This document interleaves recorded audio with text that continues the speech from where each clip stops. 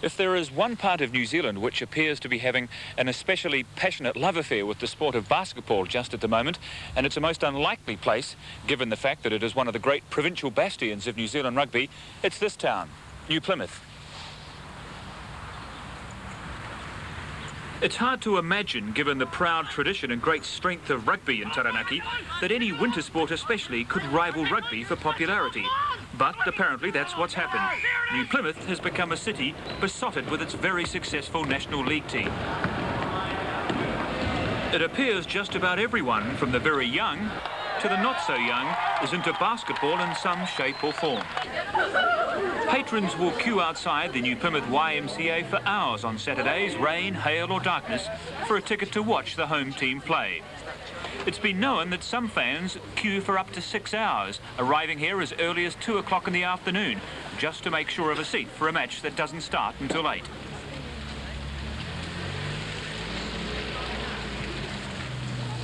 Best entertainment in New Plymouth. Is that right, on a Saturday night? Yep. And how long do you have to stand in the queue? Oh, anything up to 3 hours sometimes. Is that right? Yeah. You don't mind doing that? Well, not for an international game like this. Tell me, how often do you come to the basketball? Every weekend it's here, mate. Is that right? Yeah. And you've got a queue for tickets? Yeah, It's disgusting. And how long have you been in the queue for? For about half an hour. Is that basically what you have to do every week? Yeah, it is. Now, some people are telling me they have to queue here for hours, is that right? Yeah, sometimes. Yep, sure is. Half of them got to be turned away. There's lots of action. It's just the atmosphere, yeah. It's a good game inside on a wet night on a Saturday night, I suppose. For the home games, regardless of the opposition, the local YMCA is packed to the gunnels. While the fans are spilling in, coach of the home team, Californian Brent Fair, is underway with his bewilderingly technical team talk. When we get down at the defensive end, down the forecourt, what we really got to make sure that we do is communicate and get back on those screens. And they run a lot of motion going from the weak side to the strong side. So make sure that if you're on that weak side and you're covering a guard that's up in the perimeter area, get way off and be ready to cover down, but we've got to help out if Welsh comes down the middle. Let's go to North Shore with a head of steam. Let's get ourselves up there where we want to be. Concentration, guys, concentration. Know what you're doing when you're supposed to do it. Concentrate out there. We're playing our best basketball right now. Let's keep it right now. Game time. Here we go. Game phases. Be together, be supportive. Box out, leave the refs alone. I'll handle the refs. Coach will handle the refs. Let's just play and play to our ability and get a win. All right? Let's go. Down. 1, 2, 3. Down!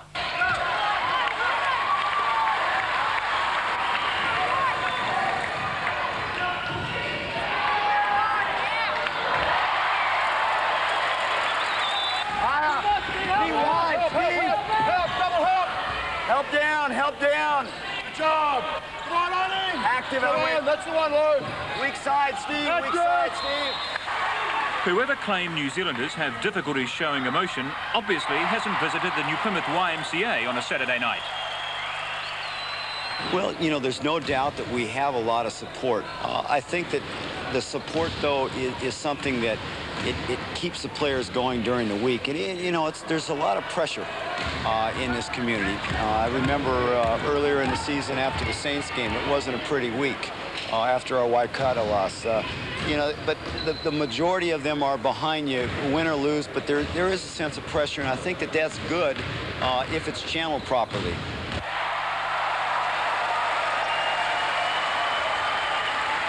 Even when the game is not especially close, you get the impression pandemonium could still break out here any moment. And one dubious refereeing decision is usually all it takes. The buzzer went off before the foul. The buzzer went off before the foul. Hey, how can... These guys are looting. The buzzer went off before the damn foul.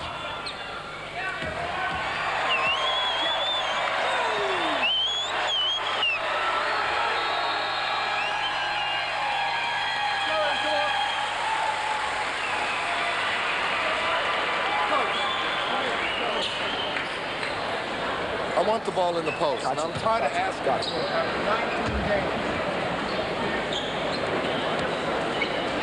These guys are sitting in Well, listen. I should have come to you before the game, but some players tell me I shouldn't do this. And I'd like to advise you guys how we see calls.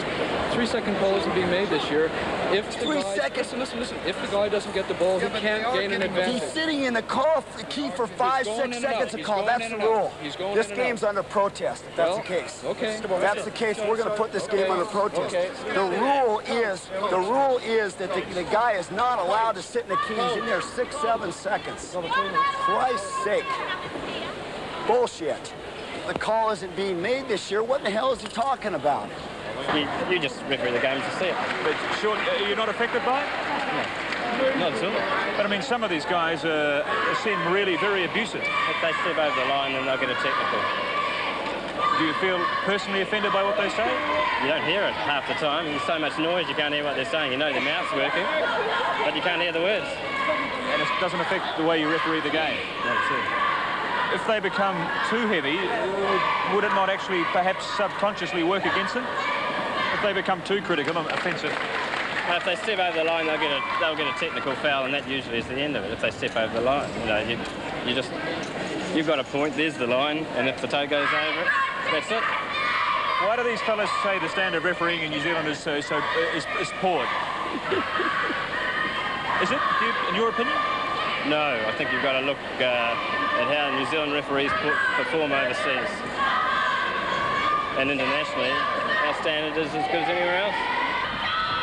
Watching basketball coaches during a match, you could easily be forgiven for thinking the most important qualification for the job is proven experience as a Shakespearean actor.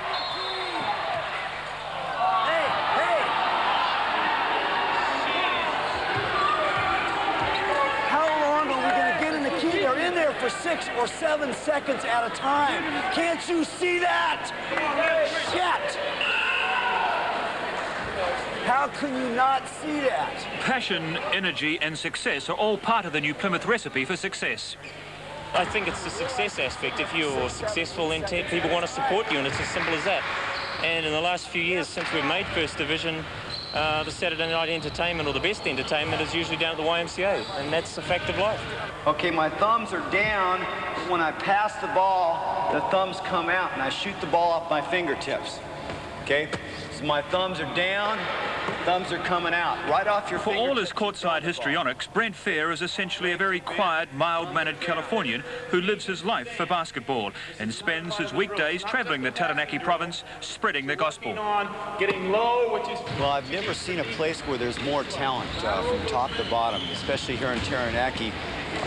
You would expect me coming in from California, that's basically considered the hotbed of basketball on the West Coast, but look at the younger kids in the community. They all seem to want to bounce a basketball. I think one of the positive things that's happened this year, Brandon, is the fact that we have outdoor basketball courts coming up, and I think that that's one major weakness that I have seen in developing basketball throughout New Zealand, is that we don't really have a lot of the outdoor courts or gym time. Look around, it's difficult sometimes for people to find a place to play. As the happy organist from the rafters of Wellington's Madgwick Stadium whips the capacity crowd into a frenzy, it must all seem like a fairy tale come true for those who can recall the sport's insignificant profile of a decade ago. In essence, it's your classic rags to riches success story. But some critics claim there's an element of artificiality about it all. The success of the league, they say, hinges entirely on the Americans. Take them away, and the entire basketball edifice would quickly collapse. They point to the neglect of New Zealand basketball at every level and the obsession with the countrywide league, which they say is superficial hype propped up by temporary Americans. Sure, I agree. I think it's totally manufactured. It's really superfluous to what the New Zealand Basketball Federation does in promotion. You've got a group of 10 teams with individual sponsorships totaling $100,000 each, recruited Americans to spice up the thing. I don't think there's any doubt whatsoever that it is artificial. I don't know if it's artificial. These guys are here. Ben Anthony, Clyde Huntley, Angelo Hill. These guys live here. They're not Kiwis, but they do live here. They're not coming and going. There are a hardcore of Americans that do live here, have lived here for 5 or 6 years. I think simply it takes a lot of money to finance the Americans to come out here, so therefore the New Zealanders aren't making a lot of money out of the game. They're not really improving. If you go back through each National League team now, you'll find 2 or 3 members that have been around for 10 to 15 years. There wouldn't be too many young players coming through. Stan Hill was still playing now in the first division, seeing that he played last, he's playing in the second division at the moment, but he played in the early 1970s. He would be the dominant New Zealander now, even now. And there are a number of guards that I played with in 1969-70 who'd still do well in the countrywide league. So what you say is probably correct, that if you take the Americans away, it may be that the overall standard of the game has not improved tremendously. But having said that, without the Americans, the game simply wouldn't have the popularity it enjoys at the moment. So what do you do? I think it's a wee bit like the old English professional cricket situation, where you have all the imports dominating the thing, but without them, the game might be pretty dreary, and that's the problem. In spite of the success of the Countrywide League, there are major problems facing basketball. The New Zealand Basketball Federation, for example, receives no money at all from the vast sponsorships poured into the National League. Even the reputed $150,000 sponsorship from Countrywide goes entirely to the clubs. The national men's team is languishing in limbo, and the sport seems desperately short of top-class coaches. I think the Countrywide League has a phenomenal growth that nobody really ever anticipated. And I mean, I was involved in sort of the early stages as an observer. In fact, I've always been kind of an observer of the game rather than an actual official of anything. But from observation only 5-6 years ago, we could never have anticipated something like this happening we're seeing here tonight. I mean, it was just, I think it's caught everybody by surprise, and everybody's saying, my God, what have we got here, and how do we integrate the whole thing, you see, including the national men's team. So while I don't think that the Countrywide League is hurting the men's team, I think it's a question of organization and coordination of different organizations, so that they're working to complement each other rather than in head-on conflict, which has been a problem in the past.